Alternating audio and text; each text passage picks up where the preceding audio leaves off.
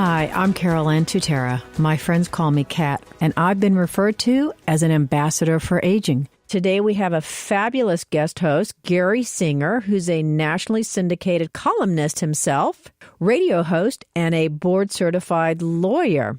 His newest project is his own podcast called The Business of Life on all major podcasting forms. Gary's very involved with real estate in Florida, a frequent speaker and educator, and writes weekly syndicated columns from his home paper, The Sun Centennial, where he tries to help solve his readers' real estate problems. Sounds like a sleuth, if you ask me, Gary. And also joining me today is my sidekick, Danny. We welcome you back as well, Miss Danny.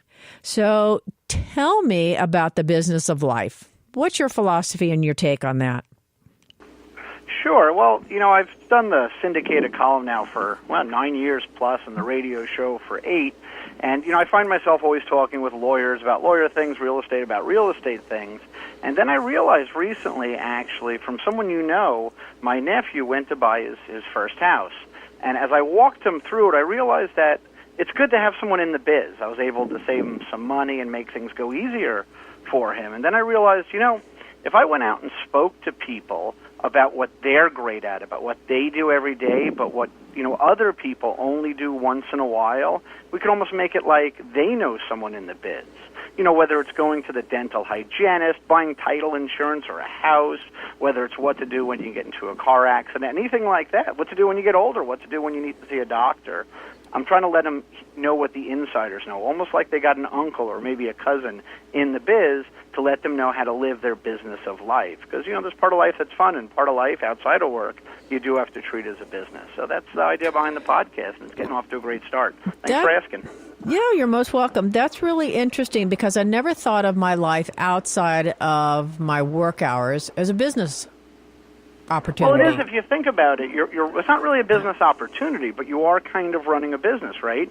You have facilities, your house. You have supplies. You have vendors, like the guy who comes and mows your lawn or cleans your pool. Or you where have I live. Stores you go to buy stuff. Whatever it is, it's like a business. If you think of it, you have a budget. I hope. Legal paperwork, whatever it is. If you think, it's not like you're running a business for profit, right, but you're running your family business, the business of running your family or your life. And think about like if you had to go put a shed in your yard and you had to go get a permit. Like, how do you do that? No, I'm a real estate attorney. I barely know because I can help people fight about a permit, but just to go get one is something that lawyers don't really do here in Florida. You got to know someone in the biz to get the inside scoop. So basically what you're saying is you're helping people with almost every aspect of their life. You're trying to build a catalog of information as a reference for people to go to on how do you handle this aspect, how do you handle that aspect. Other than asking Google, I don't know if it's out there. Well, when you ask Google, you get general information. So what I'm focusing on is just doing things people do not very frequently. There's lots of stuff out there about stuff you do every day, how to fold your shirt so they don't wring, all that stuff. I'm doing stuff that people maybe do once, twice, 3 times in their life, or at least not very often, like getting into a car accident or, having to go to the dentist. A lot of people don't do that very often, although they should. Not stuff that's just common everyday stuff, but rather those rare events like buying a house or, having a major issue that you have to see a doctor for, things that you wouldn't normally know how to do. Not everyone has a friend in the biz. So like best practices for life events. Yeah, best practices for life events, major and minor, but not just like the little things. Like, go on Google if you want to, there's plenty of people telling you how to fold your laundry the right way. Many of them very interesting, mind you. I love those things. But I'm talking about the things that you don't do very often, like how many times in your life do you buy a house? Once, twice, 3 times? Okay, well, you're asking well, you're 20 times. You're maybe? asking the wrong person. I've moved 7 times in the last 10 years. And I have to tell you, you're probably an expert. I don't think I'm an expert, but I'll tell you, I think everybody probably should really use a lawyer instead of real estate agents. I'm to the point. I'm to the point where I don't think real estate agents have your best interests at heart. I've seen too many of my deals where something was left out because we're all excited, somebody forgot, nobody followed through. We need to have a buying and selling for dummies book out there with a checklist, which I put on my bucket list to do, because it's so important that as an aging person, you've got to know how to take care of yourself. There's no doubt about it, because nobody is going to do it for you. That's absolute truth. I will disagree with one thing you just said, though most of it was correct.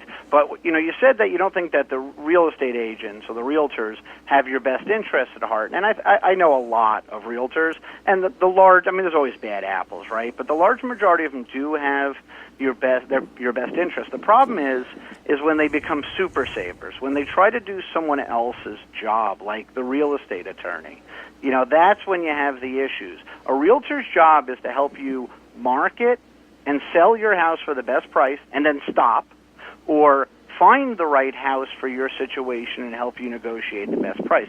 They're salespeople. They're not legal experts on what goes on the form or how to deal with problems or even what to look out for as far as whether or not the stove works right. There's other professionals that you need to engage, and in my experience, way too many people hire a real estate attorney for a real estate transaction, and I got to tell you, for the people who do, they usually end up saving money and avoiding problems. So it's not so much that the real estate agents, are, and there are some, of course, just like there's some lawyers and everything, but what it is that they're stepping outside their role.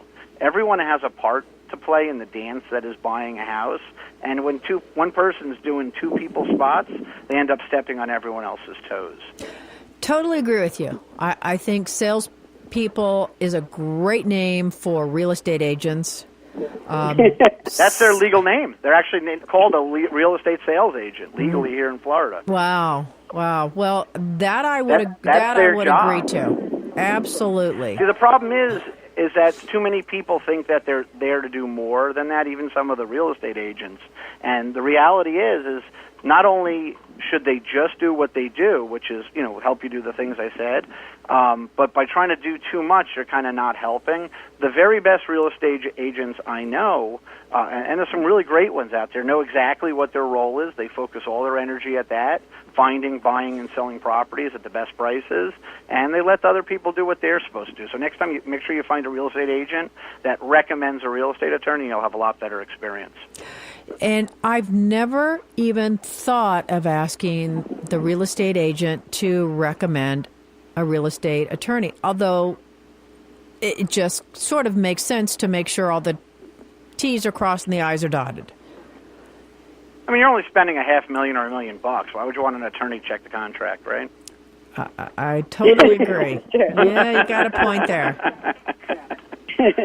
Got to save that couple $100 on that attorney fee. It's only $1 million on the line.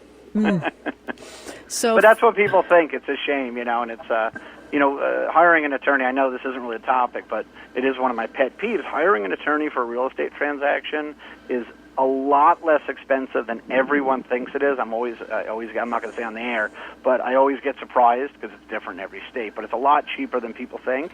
And again, we're constantly saving people money. I can't remember the last time I got hired, even on a simple residential closing, where the person didn't net out with more money in their pocket. Wow. Well, how about that? So do you talk about this on your current podcast?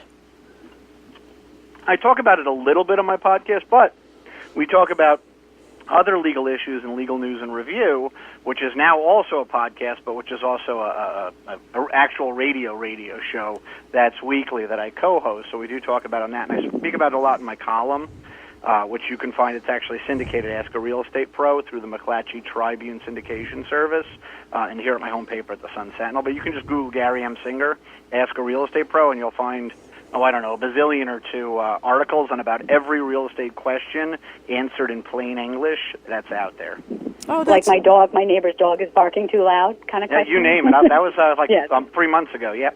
Yeah. I mean, I've answered so many questions that, and stuff from simple stuff like that, which, isn't that simple, all the way up to more complicated questions like, my neighbor's fence is over the line, or, hey, am I allowed to have a service animal or an emotional support dog, or, that sort of thing. And those are answered there. So, there's a lot of good information out there if you know where to look. Well, that's really Now, Gary, good. before we go into the next... Oh, sorry. That's sorry, okay. Carolyn. That's really good to know because a lot of people do not know where to look for free advice. Because everyone thinks you contact a lawyer, it's going to cost me a couple $100 just to make the initial call. So thank you for sharing that. We'll make sure we get that information out. Good, yeah, no. Attorneys are people, too, and, as crazy as it sounds, the majority of attorneys I know are really in it to help people. Again, there's bad apples and everything, and, there's nothing wrong with making a couple of pennies while you're helping people, but the majority of them really do want to do the best for people, their clients and their community. And I know that sounds a little trite, but that's been my experience. Excellent. Danny, my sidekick. Honey, what did you want to say? I was just going to ask Gary, while we're on the topic of real estate transactions and so on, is there a lot of different things that you have to think about? Because the show is about aging, adventures in aging.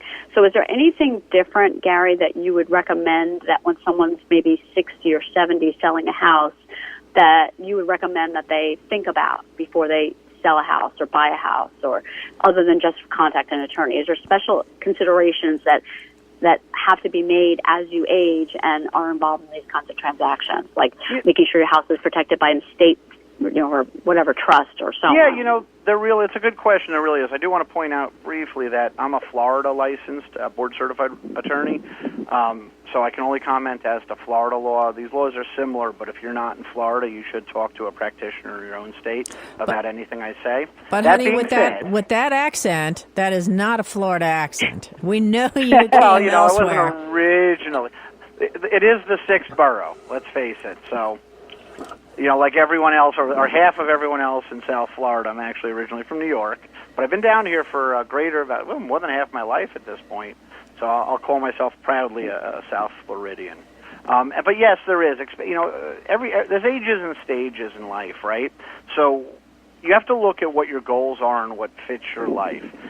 I could come out and talk about, when it's time to downsize, you don't need 5 bedrooms when the kids are grown and gone, but you can get that advice everywhere. What you really need to think about from a legal perspective, and it's for home ownership, but it goes beyond home ownership, is what's going to happen, number one, to keep you going while you're alive.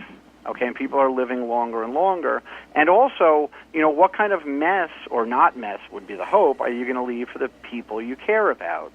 If you're planning on leaving a legacy, and that's money you don't need that your family is going to get after you pass on, there are some really simple ways, depending on your situation, to set it up so that there's just no aggravation or much less work to do when you do pass on. I mean, I will tell you that the last thing your loved ones want to deal with when you eventually pass away is business, the business of life, right? The business stuff in dealing with, your accounts or your house or probate. Here in Florida, an average probate will cost roughly 3% of your gross estate, which is a ton of money. That's a lot of money. If $1 million estate, you're looking at $30,000. You can avoid that by a little bit of effort for maybe an eighth or a tenth of that amount of money. But even when you get past the money that's not going into your heirs' pockets, what about the aggravation of them having to go out and find a probate attorney, file a lawsuit, because that's what a probate is, spend a year doing paperwork? All that's so easily avoided with some proper, simple estate planning techniques. Whether it's revocable trusts or, life estate deeds. There's a lot of really good options out there to completely avoid the necessity to have to probate your estate.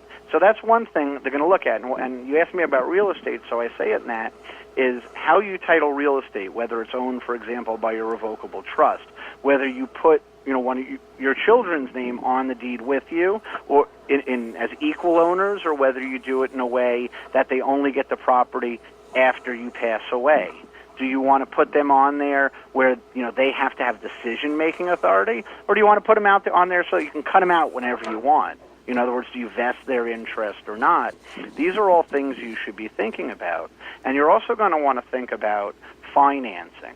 One of the great things that I know has a bad name, but I've actually been on some podcasts for this industry as well, is reverse mortgages. Oh, my God. Everyone wants to say...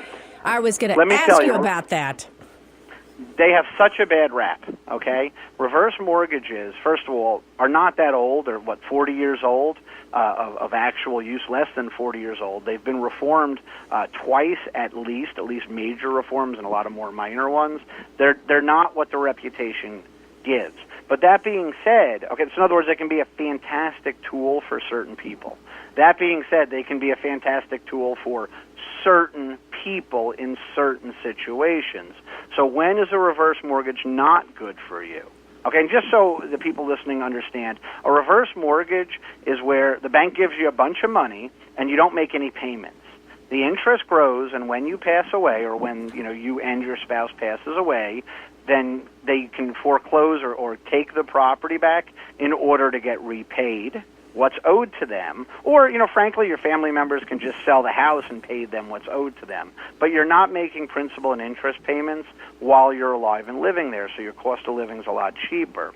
Okay, there's a lot of great protections built into them, so they can be very good tools. I mean, think about it. If you're 65 years old, whatever, and you never have to make another mortgage payment again, that's pretty handy, right? If you don't own your house free and clear by that, you can buy a nice condo, put down some money, never make a payment, just pay your dues, etc. Pay your taxes, the things you have to pay, but you don't got to worry about paying back the mortgage. When you pass on, whether it's 20 years or 100 years later, the bank gets its money back with interest. If there's any equity in the property, your heirs can sell it and keep the equity, and you don't worry about it. So you're not the downside is you're not leaving as much money to your kid because you used it up. And frankly, if you need the money, the kid's probably happy they're not giving you money to pay the mortgage, so it works out. So a reverse mortgage can be an excellent tool. Sometimes they're not. So when are they not? Right. So when are they not? If you're not going to live there for a very long time, reverse mortgages, because of how they work. Excuse me 1 second. I don't want to cough in your ear. Reverse mortgages, because how they work, have a greater upfront cost than other sorts of mortgages. So if you're going to move out in just a few years, like, I'm only going to live here for 5 years, and then I'm going to move to Arizona and be with my aunt, whatever, then a reverse mortgage probably isn't a great idea, because you're going to pay more than you would with a typical mortgage in that case.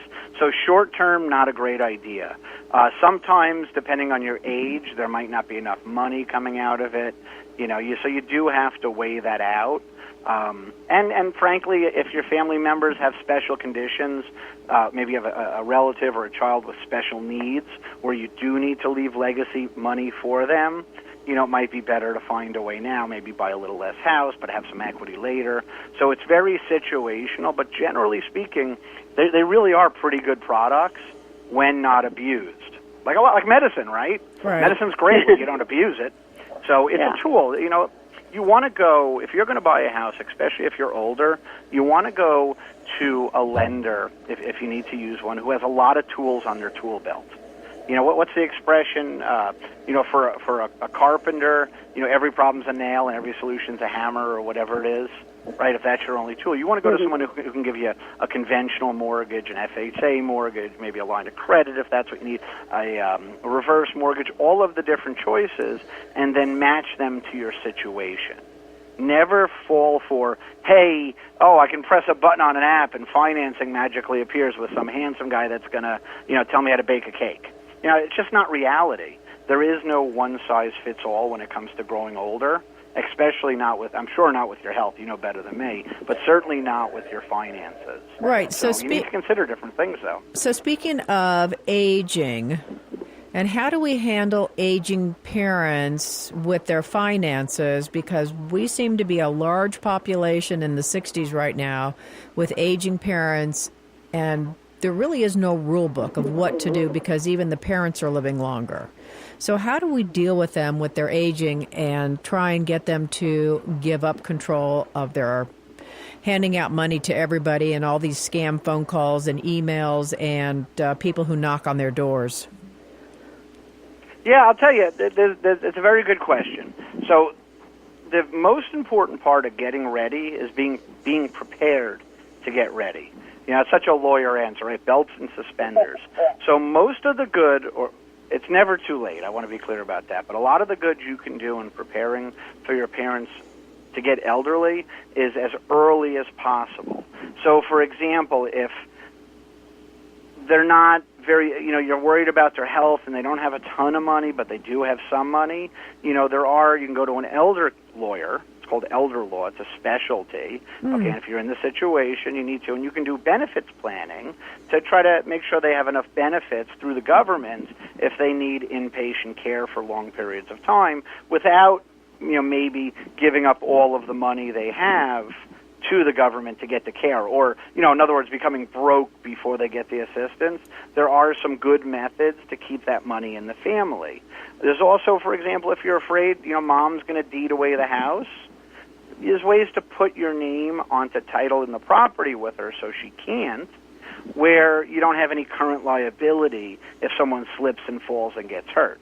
Everyone says, oh, it's great to own half a home. Yeah, until someone falls on the stoop and sues you too. Right. So there's ways to avoid that. There's ways to joint and restrict bank accounts and to keep an eye on them through it. There's really, really good ways through irrevocable trusts, depending on the monetary situation, where you can, have what's called trust protectors put in place to watch out for this. In other words, make sure Dad has tens and lots of tens, so he's not giving out lots of hundreds, to everyone that helps him to his car. Right. So there are definitely ways through trusts and some relatively inexpensive planning to watch out for that.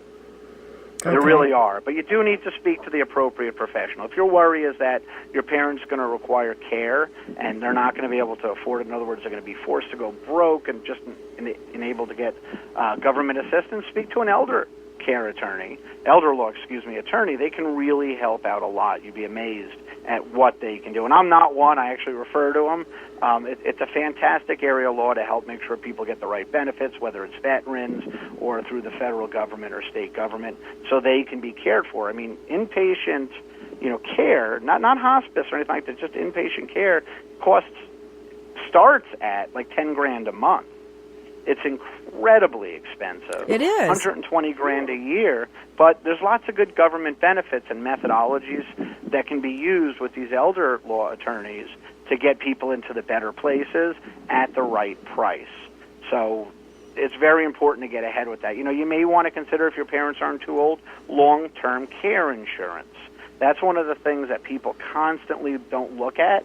I don't know why. I mean, I'm guilty too. But if you get it before you need it, it can provide an amazing benefit when you or your parents start needing someone to come into the house to help out with. That's very important. And also very important, while your parents are still competent mentally to make decisions for themselves, is to set up their estate planning. Now, estate planning is more than just like property and bank accounts, so that's a big part of it. But you're going to want to find out what do they want to have happen if they get very sick. Do they want to do not resuscitate? Do they want a living will so they can, in case they go into a persistent vegetative state? Who do they want to make medical decisions for them if they're unable to? Are there, again, a lot of parents take care of kids who need a little help. Is there special needs of one of your family members where a trust needs to be set up now?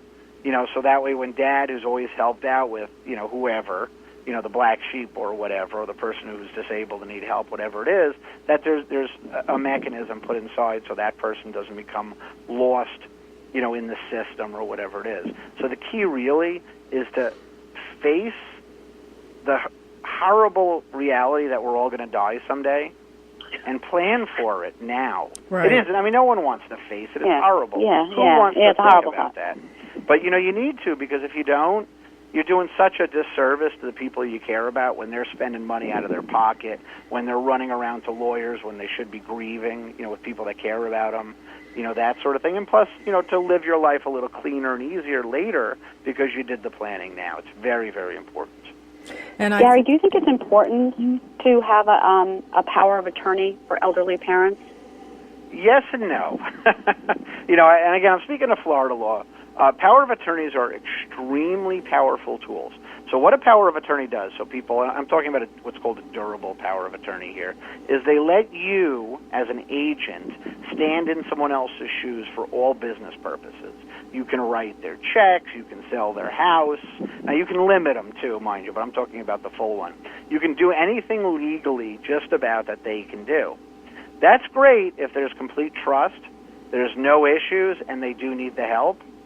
However, not everyone is as good as they seem, so they can cause lots of problems. It's my general advice not to do a power of attorney unless there's an actual need for one.